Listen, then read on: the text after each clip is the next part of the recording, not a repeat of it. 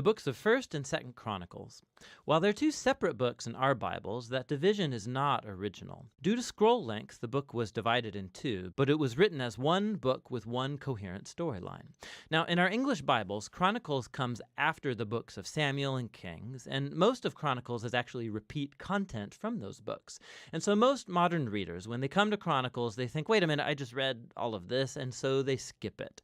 And that's a shame, because this book is really unique and important in the Bible. In the traditional Jewish ordering of the Bible, Chronicles is actually the last book because it summarizes all of the Jewish scriptures.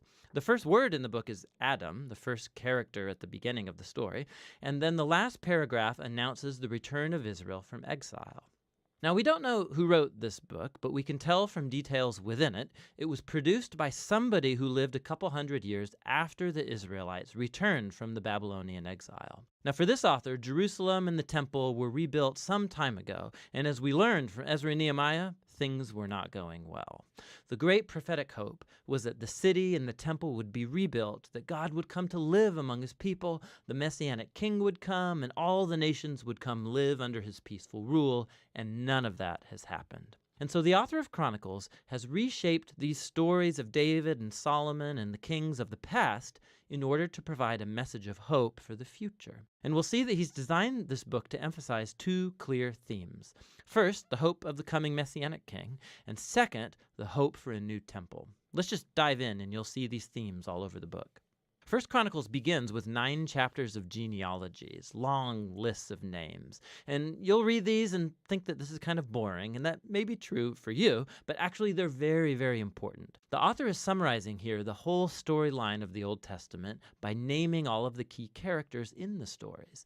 And as he does so, he shapes the genealogies to emphasize 2 key lineages. First is the line of the promised Messianic king. So lots of space is dedicated to tracing the line of Judah that led all the way to King David, to whom the Messianic promise was given.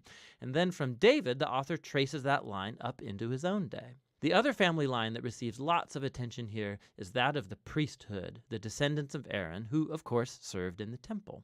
And so right from the start, you can see the 2 main themes, the author's hope of the Messiah coming to build a new temple, and it's rooted in these ancient genealogies. Now, after that, the author moves into the stories about David, and most of these are going to be familiar to you from the book of Samuel, but again, there's some really important differences. So first of all, the author leaves out all of the negative stories about David, where he's portrayed as weak or immoral. So Saul chasing David around the desert and persecuting him, the story of David's adultery with Bathsheba and then murdering her husband, all of that is gone. And what's left are the stories that portray David as a good guy. And not only that, there's also new additional material that you won't find in the book of Samuel that shows David in a very positive light.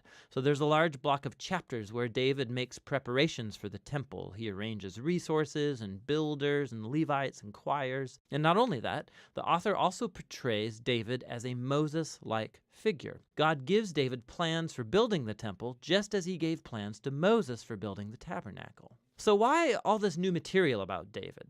The author's not trying to hide David's flaws. He knows that anybody can go read about them in the book of Samuel. Rather, he's trying to portray David as the ideal king in order to make him an image or a type of the future Messiah from the line of David. It's very similar to how Jeremiah or Ezekiel spoke of the coming Messiah as a new David. This is most clear in how the author retells the story of God's covenant promise to David in 1 Chronicles 17. When you compare this story with its parallel in 2 Samuel 7, you'll see that the author of Chronicles is highlighting that neither David, nor Solomon, nor any of the kings from his line were the Messianic king, and that when the Messiah does come, he will be a king like David. And so for this author, these stories about David from the past are what sustain his hope for the future. After David dies, we move into 2 Chronicles, which focuses on the kings that lived in Jerusalem. And again, there's lots of overlap with 1st and 2nd Kings, but there are many key differences. So the author has left out all of the stories about the kings of northern Israel, so he can just focus on the line of David. And there's lots of new material about these kings from David's line. He highlights the kings that were obedient to God, and he adds new stories about how their obedience led to success and God's blessing. But he also adds new stories about kings who were unfaithful to God. They didn't follow the Torah, they led Israel to worship idols, and these kings face horrible consequences, all leading up to Israel's exile, a mess of their own making. And so this whole section becomes a series of character studies where the author wants later generations of Israelites to learn from their family history, and so become faithful to their God and the Torah. Now, the book's conclusion is really unique too. At the very end of the book, the king of the Persians, his name's Cyrus, and he tells the Israelites that they can go back home, return from exile, rebuild the city and the temple. And he says, last line of the book, "Whoever there is among you, of all his people, may the Lord his God be with him, and let him go up." And that's how the book ends, with an incomplete sentence. Now, of course, the author knows about the first return from exile and the stories of Ezra and Nehemiah, but clearly in his view, the prophetic hopes of Israel were not fulfilled in those events. And so this incomplete ending shows that the author's hope is set on yet another return from exile, when the Messiah will finally come to rebuild the temple and restore God's people. And so the book of Chronicles, it's the final book of the Jewish scriptures. It ends by pointing forward. It calls God's people to look back in order to look ahead, because the past has become the source of hope for the future. So Chronicles concludes the Old Testament as a story in search of an ending, and that's what this book is all about.